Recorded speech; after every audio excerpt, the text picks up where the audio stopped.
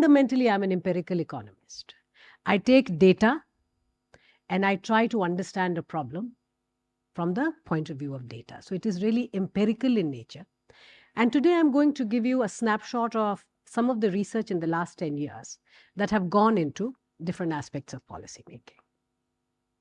So first of all, it is often believed that economic growth is almost like an arithmetic inevitability. It will happen. But this graph is really meant to motivate that 50 years back, an average South Korean, an average Chinese, and an average Indian had the same per capita income. So it's not the size, we are saying per capita, which is a very good proxy for quality of life. 50 years is all it took for South Korea to become 14 times richer, for China to become now almost 5 times richer per capita basis. It's important to understand that economic growth is not an arithmetic inevitability. Economic growth is an outcome of policies. It's an outcome of deliberate and focused and effective policy making. This is a very important aspect to understand. And yet, when we look at our growth away from this recent, past, not entirely democratic example, we know that we have something very unique going. This is India's economic growth in the last 50 years. You see, while it is increasingly, it's very impressive, it is sustained over last 30 years. There are some important points that emerge out of just watching this trajectory. The reflex answer to the question, when did India's economic growth pick up? The reflex answer is 1991.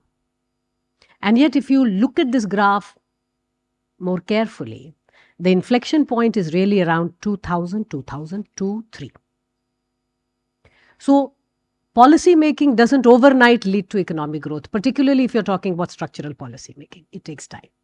It also takes sufficient and adequate capital expenditure from the government. It's not just easy to relax the rules. Government has to actively be a participant by incurring a lot of the fixed cost of setting up core infrastructure, connectivity, etc., based on which the rest of the economy really takes off. But going beyond economic growth, because economists are often blamed, for I think good reasons, to be overtly too much fixated on GDP. So we have to look beyond, because quality of life is obviously much more than just the value added to the economy. This is the human development indicators. And now you see the difference between China and India. In the first graph I showed you, I wanted to tell you that there is a 20-year difference between India and China. We are 20 years behind economically. But in terms of human development indicators, that horizontal, if you look at the measure of the line between them, the x-axis, it's 7 to 8 years. So we are doing much more for development compared to the resources that we have generated. And of course, the answer is, this is because of democracy. It's impossible not to do development in a country like India because electoral politics, the nature of our democracy, makes sure that all the 3 tiers of the state do have to focus on development. The human development indicator includes measures of healthcare, of education, gender equality. So it's a measure which is composite and way beyond GDP.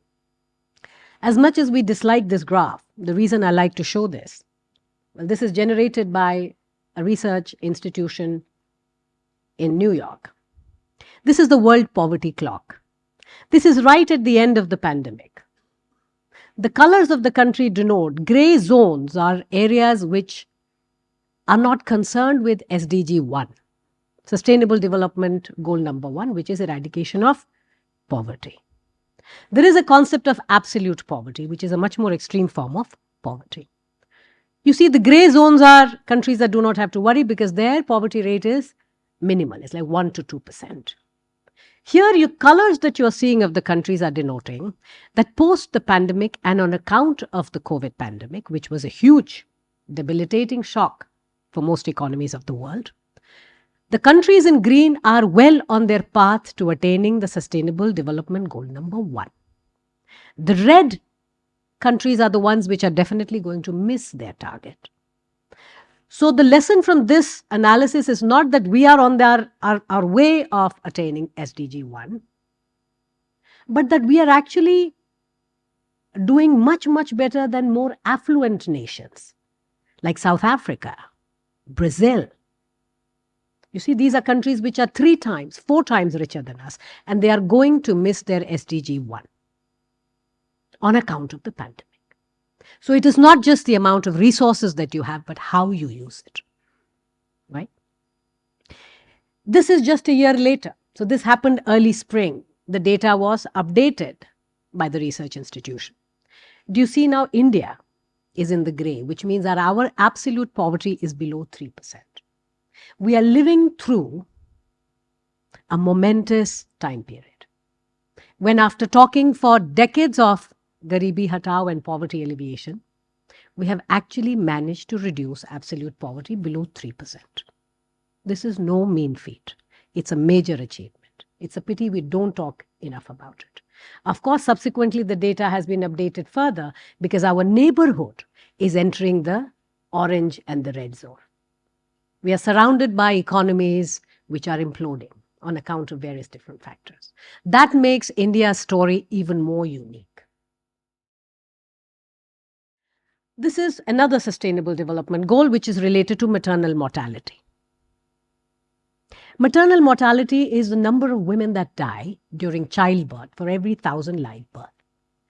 The orange bars are at the rate at which the world MMR is declining. Because the world, on an average, because of not just more resources and growth overall, but also more focus on healthcare, more innovation, our babies are living longer, mothers are dying fewer in number everywhere. But the blue bars are the ones for India. Do you see that India is reducing her maternal mortality rate more than twice as fast as the global average? These are small miracles that are unfolding across the economy. This is infant mortality rate. These are 3 panels that talk about the southern states. The poorest states are on the right-hand side. The southern states are in the middle, and the panel on the left are everyone else in the country. The size of the ball denotes the size of the population and often more poor economies. The x-axis here is per capita GDP. So with economic growth, do you see what is happening to infant mortality rate across every state of India? It's crashing. Some of the biggest declines have been in places like Odisha, Jharkhand, etc. These are exceptional changes that are happening with economic growth.